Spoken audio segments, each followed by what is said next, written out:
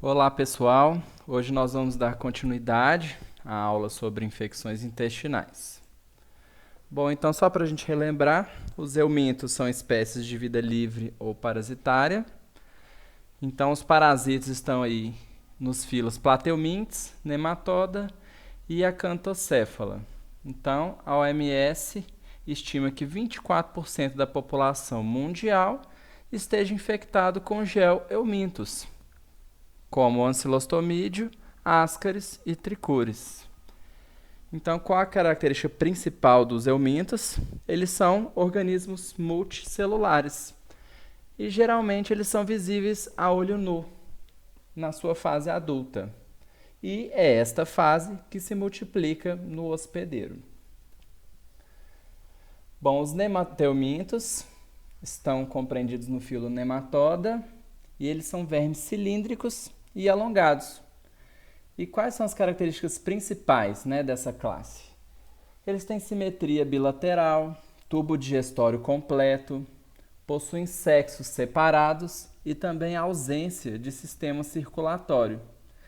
Então, dentro desse filo, nós temos duas classes principais, a Cromadorea, que compreendem Ascaris lumbricoides, Ancylostoma duodenale, Necator americanus, Enterobus vermiculares, Strongyloides stercoralis. E a classe Enopleia, que compreende aí o Trichuris trichiura.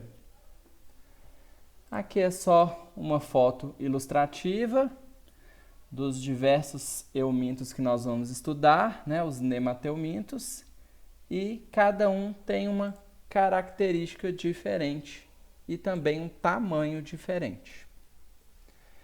Os plateumintos estão compreendidos no filo Plateumintes, são vermes achatados e têm como característica principal a extremidade anterior com órgãos sensitivos e também de fixação, que vão ajudar aí na penetração ao hospedeiro.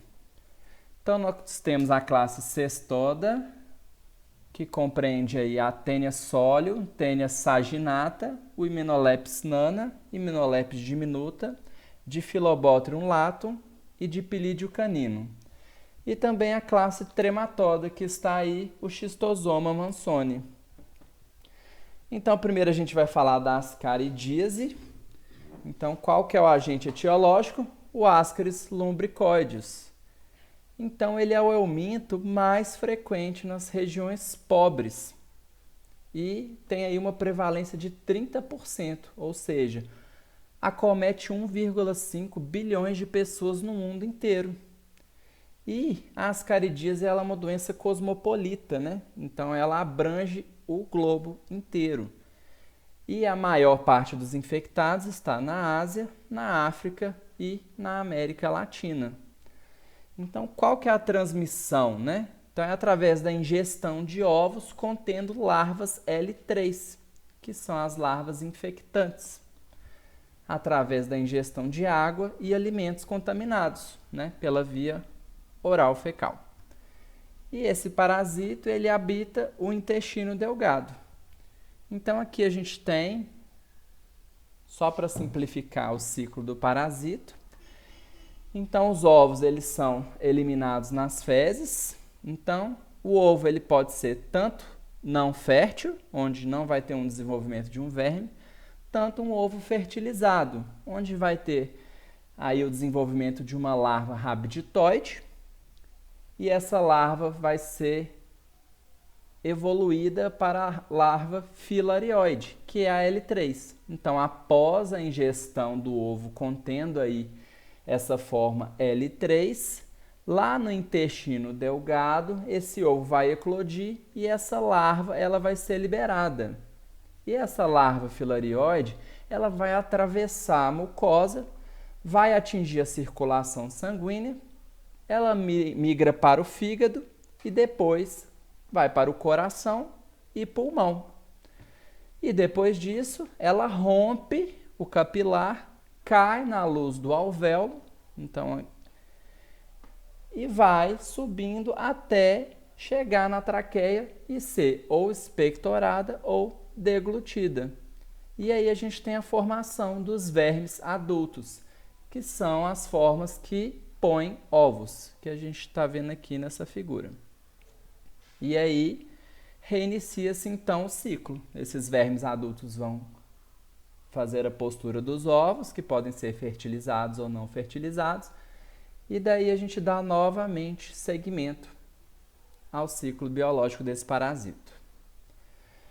Então, quais são as formas de diagnóstico? O diagnóstico clínico ele é difícil, porque a ascaridíase ela é pouco sintomática e às vezes inespecífica. E para auxiliar aí no diagnóstico, a gente tem o diagnóstico laboratorial. Então, podemos fazer aí um exame parasitológico de fezes, utilizando a metodologia de sedimentação espontânea, que é a mais comum utilizada nos laboratórios de análises clínicas, ou então a de Cato-Catz, que é a retenção de formas parasitárias em tela metálica ou de nylon. Mas esse tipo de diagnóstico serve para um critério epidemiológico. E aí a gente vai encontrar o quê? A presença de ovos desse parasito. E na fase precoce da infecção, o exame parasitológico de fezes dá negativo. Por quê? Por causa dessa síndrome de Loss. Porque o parasito ele está lá no pulmão. Ele ainda não atravessou e foi para o trato gastrointestinal. Então, os primeiros ovos eles são postos após 40 dias de infecção. E um achado laboratorial no hemograma, característico de uma eumintose, é a eosinofilia. Então, agora aqui a gente vai falar um pouquinho da morfologia. Então, o Ascaris lumbricoides ele tem uma cor leitosa, né, o verme adulto, e possui macho e fêmea, sendo que o macho ele é menor do que a fêmea. Então, a fêmea ela tem de 30 a 40 centímetros de comprimento, são mais robustas que os machos, e a extremidade posterior é retilínea. Ao passo que o macho tem de 20 a 30 centímetros de comprimento, e a extremidade posterior ela é fortemente encurvada para a face ventral. Então, aqui a gente pode ver que, macroscopicamente, nós podemos distinguir o sexo dessas formas adultas através da extremidade posterior. Então, a fêmea tem a extremidade retilínea e o macho tem a extremidade encurvada para a face ventral, em forma mesmo de caracol. Bom, e os ovos? Então, os ovos têm a coloração branca, mas no exame parasitológico de fezes eles assumem uma cor castanha devido à presença de fezes, né? São ovos grandes, que medem cerca de 50 a 60 micrômetros, e têm um formato oval com uma cápsula bem espessa. E uma característica determinante para a identificação desse parasito é a presença de uma membrana mamilonada, que a gente pode ver aqui nessa foto. E internamente, a gente consegue ver ainda células germinativas, que vão dar origem ao quê? Às larvas rabiditoides. Então, a gente tem vários formatos que a gente pode encontrar aí de ovos de Ascaris lumbricoides. Então, a gente pode encontrar um ovo embrionado com uma larva L3. Então, aqui a gente pode ver bem discretamente essa larva. Esse ovo ele pode perder a característica mamilonada. Então, ele é chamado de ovo decorticado. Ele pode ser infértil, né? Então, a gente vê que esse ovo ele é mais alongado, né? Com aspecto fusiforme. E também a gente pode ver o ovo embrionado. A gente vê as células germinativas e também a membrana mamilonada aqui, apontada pela seta. Agora a gente vai falar sobre a ancilostomose. Então, quais são os agentes etiológicos? Ancilostoma duodenale, ancilostoma ceilânico e Necator americanus. Então, estima-se que eles infectem cerca de 440 milhões de pessoas. E a forma de transmissão é percutânea. ou então através da ingestão de larvas L3, que é a larva aí infectante. Então, para a penetração da pele, tanto o Necator quanto o Ancylosma duodenale quanto o Ancylosma ceilânico possuem essa característica, ao passo que a ingestão de larvas L3 é peculiaridade do Ancylosma duodenale e do ceilânico. E eles habitam aí o intestino delgado. Então aqui a gente tem, né, um ciclo bem básico, onde os ovos são eliminados nas fezes por hospedeiros como cães e gatos.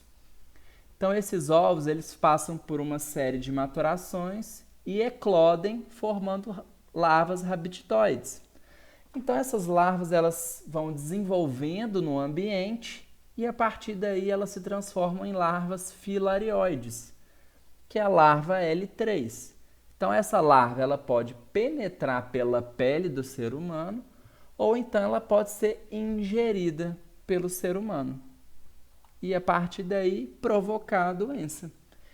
E esse parasito também desenvolve a síndrome de Loss. Então, ele penetra pela pele, vai atingir a corrente sanguínea, vai lá para o pulmão e aí vai ser deglutido e abrigar-se então lá no intestino delgado. Então, quais são as formas de diagnóstico? Primeiro, né, é o diagnóstico clínico, onde o médico vai fazer ali uma anamnese do paciente. Então, ele vai verificar sintomas cutâneos, sintomas pulmonares, né, porque é um parasita que faz a síndrome de Loss, né? Então, ele pode ser encontrado no pulmão. Então, se ele está naquele pulmão, ele gera uma série de manifestações clínicas, né? Porque você tem o quê? Uma inflamação ali decorrente de um processo parasitário. E também sintomas intestinais. Também temos o diagnóstico laboratorial. Então, fazemos o exame parasitológico de fezes através da metodologia de flutuação espontânea, onde nós vamos detectar o quê? Ovos. E a gente faz essa metodologia porque são ovos leves. Mas também a gente pode fazer a metodologia de Cato-Catz para identificar esses ovos. Só que este é um método quantitativo e aí a gente vai ter o quê? A análise do parasitismo. Temos também a opção de fazer métodos imunológicos, como por exemplo ELISA, hemaglutinação, entre outros. Métodos moleculares, como por exemplo o emprego da técnica de reação em cadeia da polimerase, conhecido como PCR, em material fecal, mas que serve para inquérito epidemiológico. E no hemograma aí a gente tem o quê? Eosinofilia e anemia. Então aqui a gente tem uma lâmina de um esfregaço apontando 4 eosinófilos, ou seja, há um predomínio desse tipo celular que é característico de eumintoses. E a anemia? A gente vai ver mais para frente o porquê.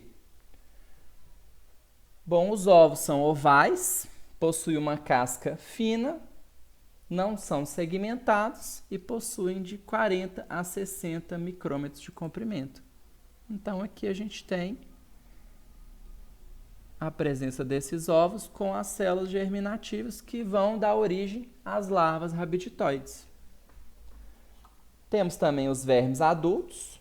A fêmea ela é maior do que o macho.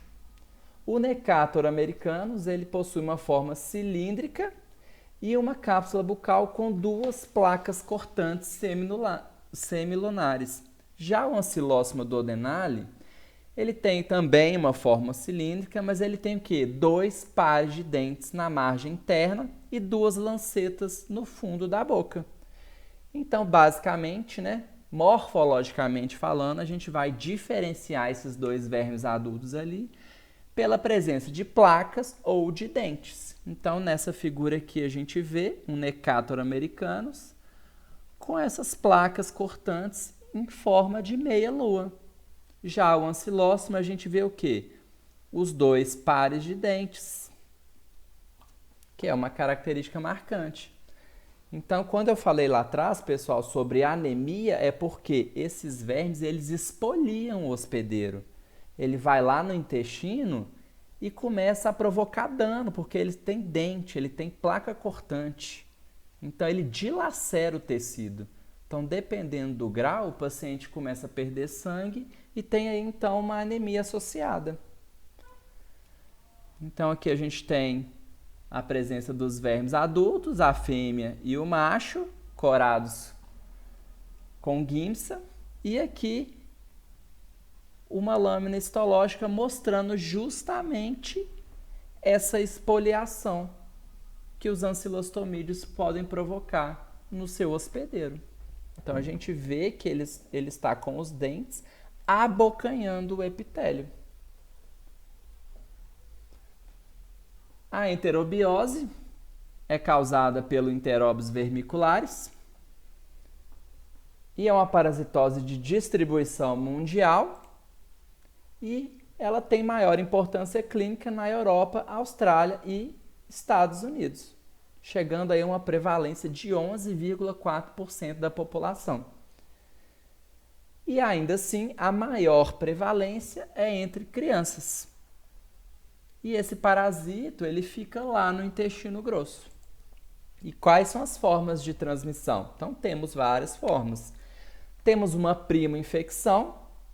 Então, quando uma pessoa vai ingerir ovos através de alimentos contaminados, poeiras, e ele nunca foi infectado por aquele parasito. Então, ele é um novo hospedeiro.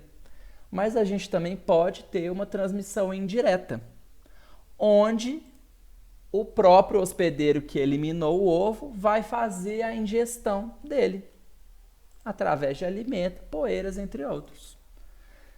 Temos a autoinfecção interna, quando a larva vai eclodir dentro do reto, e aí ela migra para o seco e se transforma em verme adulto.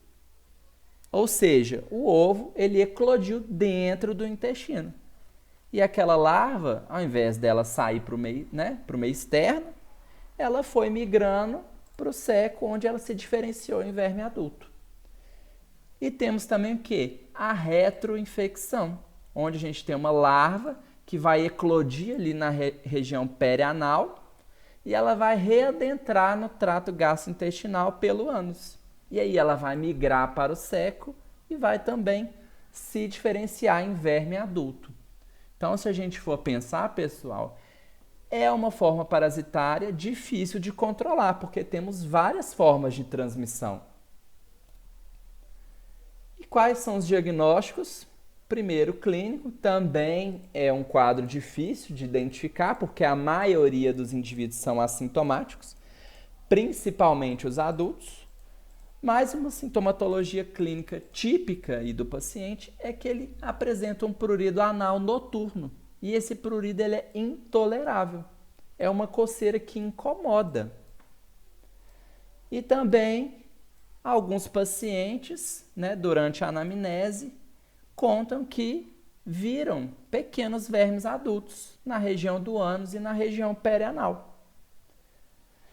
Então, a gente pode fazer o diagnóstico também laboratorial. Só que as fêmeas, elas não ovipõem na luz intestinal. Então, o exame parasitológico de fezes, ele dá positivo de 5 a 15% dos indivíduos infectados. Ou seja, a gente tem uma sensibilidade baixíssima. Então, temos um outro método aí que vai auxiliar a gente para diagnosticar esse parasito, que é o método de Graham, a fita adesiva, onde a gente vai detectar o quê? Os ovos daquele parasito.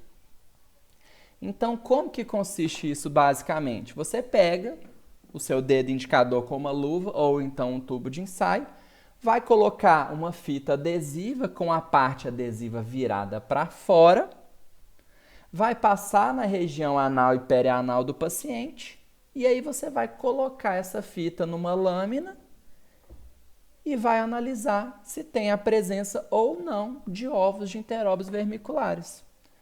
Então, aqui é só explicando, A gente tem que identificar, o paciente. Então, a gente vai colocar essa fita com o lado adesivo virado para fora, vai introduzir na região perianal do paciente e depois a gente vai aplicar essa fita na lâmina e esses ovos vão o quê? Aderir na lâmina para a gente fazer a identificação. Então, de que forma que é esse ovo que a gente vai encontrar, né? Então, ele tem um aspecto de letra D, um lado dele é achatado e o outro lado dele é convexo. Então, ele tem 50 a 60 micrômetros e ele tem o quê? Uma dupla camada. Ó. Aqui a gente pode enxergar essa dupla camada. É um ovo que é liso e translúcido e que no interior dele a gente vê o quê? Uma larva em desenvolvimento. Então, claramente a gente consegue enxergar. Aqui a gente está vendo um ovo mais escuro, que provavelmente esse material está corado pelo Lugol, que a gente já estudou, que é um corante muito utilizado na prática parasitológica. E o verme adulto? Eles têm cor branca e um corpo filiforme, né, que é formato de fio. Então, a fêmea tem de 0,8 a 1,2 centímetros de comprimento e o macho de 0,3 a 0,5. E outra característica comum aí, ele tem a cauda recurvada no sentido ventral. Então, a fêmea ela não tem essa curvatura, mas o macho possui. E é um fator aí também que vai ajudar a gente a diferenciar o sexo desse parasito. A estrongiloidose é provocada aí pelo parasita Strongyloides stercoralis. E essa doença é de distribuição heterogênea. Então, a prevalência ela é classificada em esporádica, quando ela é inferior a 1%, endêmica, quando essa taxa aí está entre 1 a 5%, e hiperendêmica, superior a 5%. E para vocês terem noção, no Brasil, de 1990 a 2009, foi notada uma prevalência de 5,5% de Strongyloides stercoralis. Ou seja, o Brasil se tornou uma área hiperendêmica. Então, quais são as formas de transmissão? Então, a gente tem uma prima infecção pela penetração da larva L3, né, na pele. Então, é via percutânea. Podemos ter também autoinfecção externa, onde a larva rabiditoide ela vai se diferenciar numa larva L3 e vai o quê? Provocar uma penetração percutânea. Isso acontece principalmente em crianças e em idosos, por quê? Pelo uso das fraldas, né?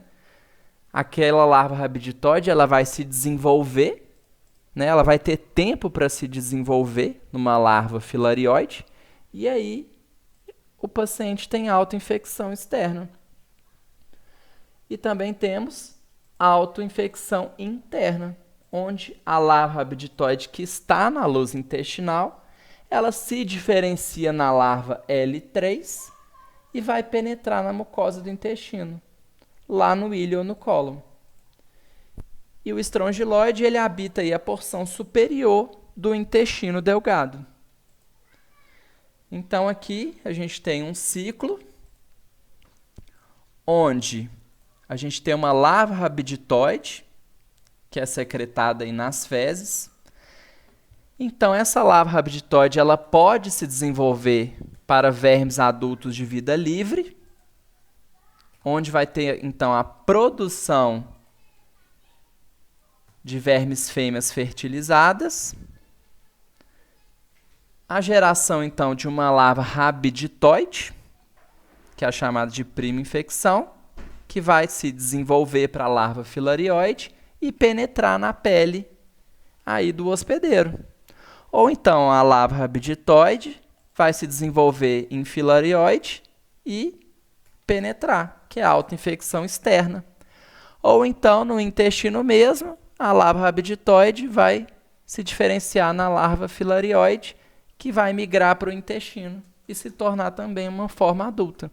Então a gente tem aí esses 3 tipos de infecção.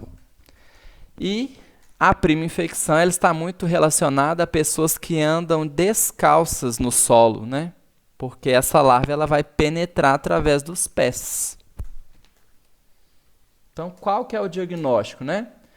Também o diagnóstico clínico é dificultado, porque 50% dos pacientes eles são aí assintomáticos, ou então compartilham os sintomas comuns com outras eumintíases.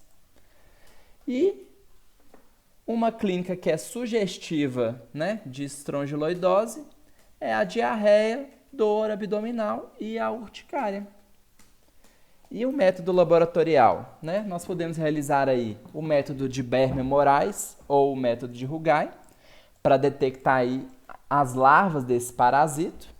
Então, como a gente viu anteriormente, esse método consiste o quê? Em termotropismo e hidrotropismo positivos. Então, as larvas de estrongiloides, elas têm afinidade por água e por calor. Então, a gente usa uma metodologia que emprega água e calor, e essas larvas elas vão migrar para essa solução. E aí, a gente vai conseguir detectar essa parasitose. E essa coleta também é feita em dias alternados. Para quê? Para a gente aumentar a sensibilidade do exame. Mas também a gente pode fazer uma coprocultura, né? Então nós vamos fazer o ciclo indireto do parasito. E nesse ciclo a gente vai visualizar diversas formas evolutivas. Tanto a larva rabditoide quanto filariose, a gente pode ver um verme adulto, parasitário, um verme de vida livre. E qual que é a desvantagem? É um método que demora. Então ele demora cerca de 5 dias para mais. Então, às vezes, né, se a gente pode fazer um parasitológico que fica pronto com um dia, para que a gente vai usar um com 5 dias, né? Mas não deixa de ser aí um diagnóstico alternativo. Também podemos fazer aí a pesquisa de larvas em secreções, como por exemplo secreção pulmonar, secreção duodenal, líquido acítico, endoscopia digestiva, que é mais utilizada em pacientes com infecção maciça e também algumas alterações duodenos jejunais, né, no trato gastrointestinal. E, mais uma vez, no hemograma, uma característica típica é a eosinofilia, porque, né, mais uma vez, se trata de um euminto. E podemos usar também métodos imunológicos. Quais são esses métodos? ELISA, Western blot, imunofluorescência indireta. Só que estes são testes complementares para o diagnóstico dessa parasitose. Então, a morfologia, né? A gente tem a fêmea partenogenética, parasito, né? Que é a fêmea que vai fazer a postura dos ovos, a fêmea que é a parasita. Então, ela tem um corpo cilíndrico e mede cerca de 1,7 a 2,5 milímetros de comprimento. Já a fêmea de vida livre, ela tem um corpo fusiforme, de 0,8 a 1,2 milímetros de comprimento, e ela tem extremidade anterior arredondada e a posterior afilada. E o macho de vida livre, ele tem o corpo fusiforme, mede cerca de 0,7 milímetros de comprimento e a extremidade posterior ele é recurvado. Então, só para lembrar, lá no ciclo de vida do parasita, a gente pode ter tanto fêmea de vida livre quanto fêmea parasitária. E temos também o macho, que é sempre de vida livre. Então, aqui a gente tem uma figura, né, de uma fêmea partenogenética. A gente tem a fêmea de vida livre e o macho de vida livre. Então, a fêmea, se a gente for comparar a partenogenética com a de vida livre, ela é mais comprida e o corpo dela é mais fino. Então, isso auxilia o quê? Em penetração também. A larva rabditoide tem de 0,2 a 0,3 milímetros de comprimento e a filarioide de 0,35 a 0,50. Então, não tem muita diferença, né? Só que a filarioide, ela tem a porção posterior afilada e uma terminação em duas pontas, que é chamada aí de cauda entalhada, que é o quê? Essa pontinha aqui, ó. Então, essa porção aqui tem duas pontas, né? Que é a terminação. E isso ajuda a diferenciar a larva filarioide de Strongyloides de uma larva filarioide do Ancylostoma. Então, isso aqui é um achado morfológico muito importante para a gente identificar aí e diferenciar essas duas espécies. Os ovos, eles são elípticos, tem uma parede fina e transparente e é semelhante aí com o ancilostomídeo. Só que a gente só vai encontrar esses ovos quando o paciente tem uma diarreia grave ou então quando ele faz uso de laxante. Por quê? Normalmente esses ovos se desenvolvem no trato gastrointestinal e o paciente ele vai eliminar somente a larva rabiditoide. Agora nós vamos falar sobre a tricuríase, que é causada pelo agente Trichuris trichiura, e estima-se cerca de 15% da população esteja infectado com esse parasita, correspondente a 800 milhões de pessoas, com uma maior prevalência aí para regiões tropicais e subtropicais. Então, a forma de transmissão é através de ingestão de ovos, né? Através de água e alimentos contaminados, rota oral fecal. É um parasita que habita ali o intestino delgado e o diagnóstico clínico também é muito difícil, porque a maioria dos pacientes são assintomáticos. Mas a gente pode também fazer o quê? Um parasitológico de fezes, utilizando uma metodologia comum, que é a sedimentação espontânea, ou também CATO-CATS, que serve mais para um diagnóstico epidemiológico. E a gente vai identificar o quê? A presença de ovos desse parasito. Então aqui é só para explicar um pouquinho brevemente. Então a gente tem a presença de ovos não embrionários e no ambiente eles vão o quê? Se maturando e formando a larva rabiditoide. Então, o hospedeiro ele vai ingerir, no intestino delgado esse ovo vai eclodir, né? E vai ter a apresentação da larva aí. E lá no intestino grosso, ela vai se diferenciar em quê? Em verme adultos, mais especificadamente ali no seco. E aí esses vermes adultos vão acasalar e vão fazer a postura dos ovos, perpetuando novamente a espécie e reiniciando aí o ciclo. Então, qual que é a morfologia? Aqui está escrito errado, pessoal, é trichuris. Os ovos têm formato elíptico, característico. A casca ela tem 3 camadas distintas, uma externa, composta por lipídios, uma média, composta de quitina, e uma interna que é vitelínica. E isso faz com que esse ovo resista a diversos fatores ambientais, como, por exemplo, temperatura e umidade. Então, aqui a gente tem esses formatos, né? São 3 ovos de trichuris e eles são muito parecidos com bola de futebol americano. Então, a gente consegue ver aqui direitinho. Os adultos, eles medem de 3 a 5 centímetros de comprimento e o macho é menor do que a fêmea. Então, aqui a gente tem um macho, aqui uma fêmea e, novamente, a extremidade posterior ela é recurvada.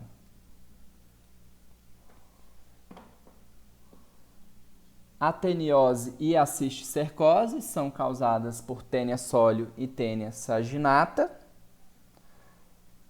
E é também uma doença cosmopolita, né? Então, acomete o mundo todo. Mas depende do hábito de vida. Por quê? Porque para a gente ter, né, esse parasito, tem que haver a ingestão de carne de porco ou boi, crua ou mal cozida. Então, qual que é a forma de transmissão? A teniose é através da ingestão de cisticercos e a cisticercose através da ingestão de ovos.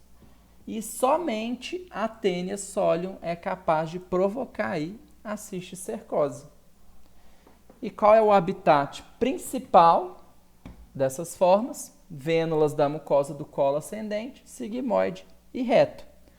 Então aqui a gente tem, né, um ciclo onde o hospedeiro ele vai eliminar proglotes grávidos ou ovos. O porco ou o gado eles vão ingerir essas proglotes e a gente vai ter geração de quê? De uma oncosfera que vai eclodir e penetrar na parede intestinal. Então, essa oncosfera ela vai se desenvolver em um cisticerco no músculo. E aí, o humano vai se infectar através da ingestão dessa carne aí, crua ou mal cozida, contaminada. Então, lá no intestino delgado, o escólex dessa Taenia vai o quê? Aderir à mucosa. E aí, essa forma ela vai soltar o quê? Proglote. Então, cada proglote dessa vai se transformar o quê? Em um cisticerco no final, né? Então, aqui é só explicando as duas vias diferentes. Na teníase, vai ser feita a ingestão de carne com o cisticerco. Então, esse cisticerco ele vai se desenvolver lá no intestino e vai se desenvolver ali uma Taenia. Já na cisticercose é o que? A ingestão de ovos. Então, nesses ovos, o cisticerco vai penetrar na mucosa, vai atingir uma vênula. Então, quando ele atingiu a vênula, já caiu na corrente sanguínea. Então, ele vai seguir no caminho dele. Pega veia mesentérica, né, veia porta, chega no fígado. Do fígado, ele vai cair lá na veia cava. Da veia cava ele vai para o coração, do coração vai para o pulmão, e aí ele vai para onde? Para a aorta. Então ele já atingiu o quê? A circulação arterial. E aí ele se dissemina para órgãos como, por exemplo, olhos, cérebro e aí os músculos. Então é uma doença muito grave. E quais são as formas de diagnóstico, né? Então a gente pode fazer um método de sedimentação espontânea, onde a gente vai verificar aí a presença de proglotes e ovos. Pode ser feito também um método de Graham, que é igual àquele do Enteropus. E tem um probleminha aí, né? Os ovos da Taenia solium e da Taenia saginata são morfologicamente idênticas. Então, como que a gente vai diferenciar uma espécie da outra? A gente tem que pegar o quê? Uma proglote, que a gente vai ver mais pra frente, que tem diferença. Então, a gente faz o quê? Uma tamização. Então, a gente coa aquele material fecal numa peneira e aí a gente vai pegar essa proglote e vai identificar ela. A gente pode fazer também um diagnóstico imunológico, por ELISA, por exemplo, ou um diagnóstico molecular, que é um diagnóstico o quê? Específico, né? Onde vai fazer a detecção do DNA daquele parasito. Então, o verme adulto ele tem o corpo achatado em forma de fita e ele é subdividido em escólex, que é como se fosse a cabeça daquele parasito, o colo, que é o pescoço, e o estróbilo, que é chamado de corpo. Então, existe uma diferença entre as duas espécies. O escólex da Taenia solium é globoso, possui o rostro, que a gente vai ver, e fileira de ganchos, que ajuda o quê? A penetrar na mucosa. Já a Taenia saginata, ela tem um aspecto quadrangular, né? Lembra um quadrado, não tem rosto e nem gancho. Então, se a gente for pensar aí, quem que é mais invasivo, né? Obviamente, é a Taenia solium. As proglotes, né, da Taenia solium têm ramificações pouco numerosas e tem aspecto dendrítico. E elas saem o quê? Passivamente nas fezes. Então, elas saem automaticamente.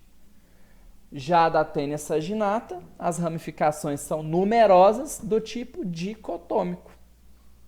E elas saem ativamente no intervalo das defecações. O cisticerco da tênia sólio apresenta gancho, né? O cisticerco é a forma infectante.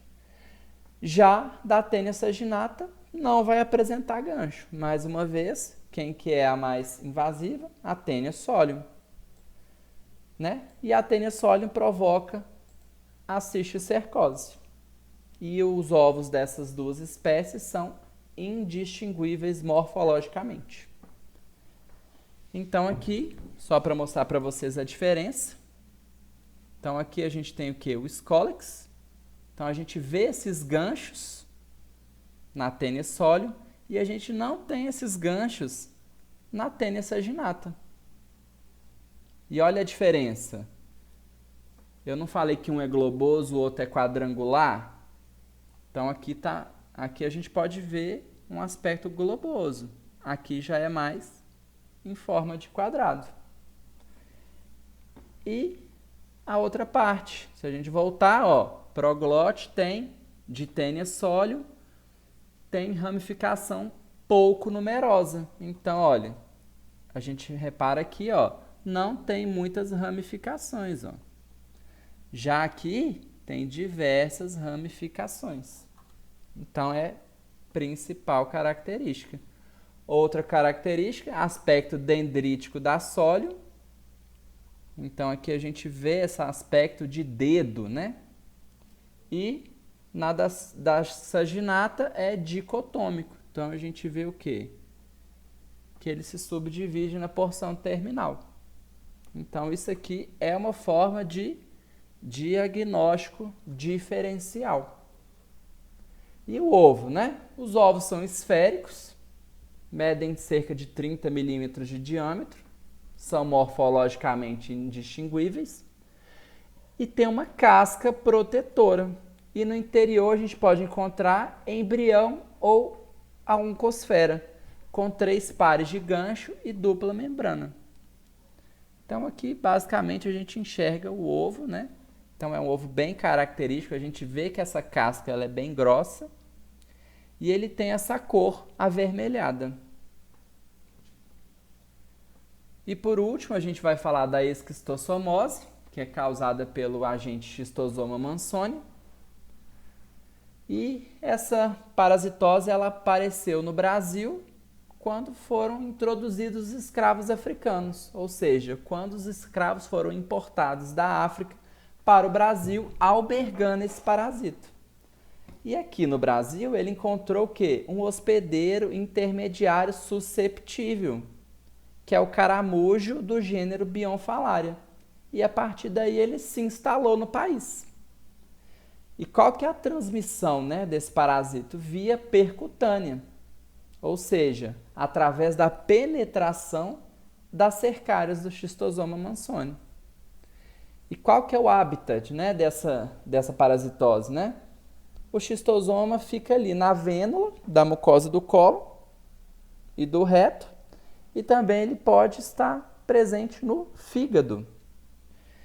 Então aqui a gente tem a presença dos ovos, né? Esses ovos, eles vão eclodir na lagoa, né? E vão dar origem o quê? Aos miracídios. Esses miracídios, eles penetram nos caramujos, né? Principalmente do gênero Bionfalaria. E lá vai ser formado, então, esporocistos. E a partir daí a gente tem o quê? Liberação de cercária. E essa cercária, ela vai penetrar na pele do hospedeiro. Naquele momento que ela penetra, ela provoca ali uma dermatite. Mas ela vai perder a cauda e vai se tornar o quê? Um esquistossômulo. Esse esquistossômulo ele vai para a circulação, migra para a circulação portal e vai se amadurecer em vermes adultos. Então, esses vermes adultos eles vão migrar para as veias mesentéricas do intestino do reto, onde eles vão colocar os ovos que vão circular para o fígado e também vai sair nas fezes. Então, os ovos saindo nas fezes, eles são eliminados, dependendo do local que ele é eliminado, é reiniciado, então, o ciclo do parasito. Então, a gente pode fazer um diagnóstico clínico. Então, isso é muito importante, saber qual que é a fase da doença, né, que esse paciente está. Se é na fase pré-postural, ou seja, antes da postura dos ovos, uma fase aguda, né, que seria durante uma dermatite cercariana, ou uma fase crônica, né, onde esse paciente já tem presença de ovos até mesmo no fígado. E o importantíssimo é fazer uma anamnese, né, a origem desse paciente, quais são os hábitos dele, né, qual que é a relação dele com a água. Então, é um paciente que nadou numa lagoa recentemente, né, é um paciente que mora numa região rural onde tem lagos. Então, o médico ele vai investigar isso tudo. E o parasitológico, né? A gente pode fazer uma sedimentação espontânea ou então uma centrifugação em éter, que é o método de Ricci, onde a gente vai achar o quê? Ovos. Então, a gente vai identificar ovos naquele material. Pode ser feito o método de Cato-Katz, que é um método quantitativo, onde nós vamos avaliar aí, novamente o parasitismo daquele paciente. Pode-se fazer também uma biópsia ou uma raspagem da mucosa retal, onde a gente tem o quê? Ovos depositados no tecido, né? Então, esse ovo está lá na mucosa. Então, se fizer uma raspagem ou uma biópsia, a gente vai conseguir detectar a presença desse parasito. O ultrassom, ele é mais indicado para um paciente na fase crônica, né? O que acontece? Quando os ovos vão para o fígado, o ovo ele é um corpo estranho. Então, a gente tem uma reação inflamatória ali, do tipo crônica granulomatosa. Então, é formado o quê? Um granuloma em torno daquele ovo. E a longo prazo, esse granuloma ele vai se transformando em fibrose, porque a gente tem deposição de tecido conjuntivo fibroso. E o ultrassom ele vai conseguir visualizar o quê? O grau de fibrose que esse paciente está. E olha a importância, um paciente com fibrose, a longo prazo ele pode evoluir para uma cirrose. Então, se ele tem uma cirrose, ele pode ter o quê? Uma hipertensão portal. Então, esse é um paciente que pode ter ascite. Esse paciente tem varizes esofágicas, né? Ele pode romper uma varize esofágica e ter uma hemorragia. Então, a fase crônica é uma fase bem grave. Outro teste que a gente pode fazer é a reação intradérmica, que é um tipo de teste alérgico, onde o teste positivo forma, então, uma pápula, né? Então, a gente vai inocular antígeno de xistosoma. Se esse paciente estiver infectado, ele vai ter uma reação de hipersensibilidade e a geração de uma pápula. Então, ela é considerada positiva quando maior que 1 centímetro em uma criança e maior do que 1,2 em um adulto. Temos também os métodos imunológicos, que são a reação de imunofluorescência indireta, ELISA, entre outros, e também o diagnóstico molecular, que é através da reação em cadeia da polimerase. Então, quais são as morfologias desse parasito, né? O macho ele mede cerca de 1 centímetro, possui uma cor esbranquiçada e ele é recoberta por minúsculas projeções. E uma característica importante dessa forma é que ele possui um canal ginecóforo, que é um canal que vai albergar a fêmea para a fecundação e perpetuação daquela espécie. A fêmea ela mede cerca de 1,5 centímetro e ela tem uma coloração mais escura, por causa de sangue digerido no seu interior. O ovo ele mede cerca de 150 micrômetros, ele tem um formato oval, só que na parte mais larga ele tem um espículo. Então aqui a gente pode ver a presença de espículos. Então esse espículo ele é um achado fundamental para a gente diagnosticar um ovo de Schistosoma mansoni. E um ovo maduro ele tem a presença o quê? do miracídio dentro dele.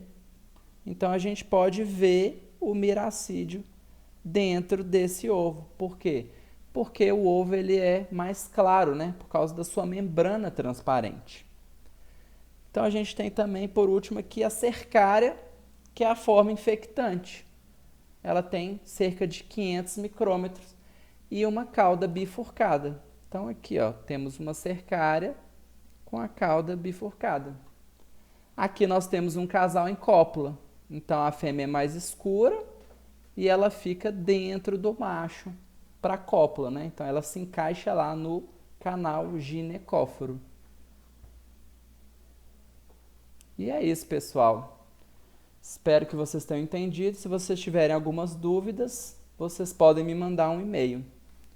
Um abraço e até a próxima.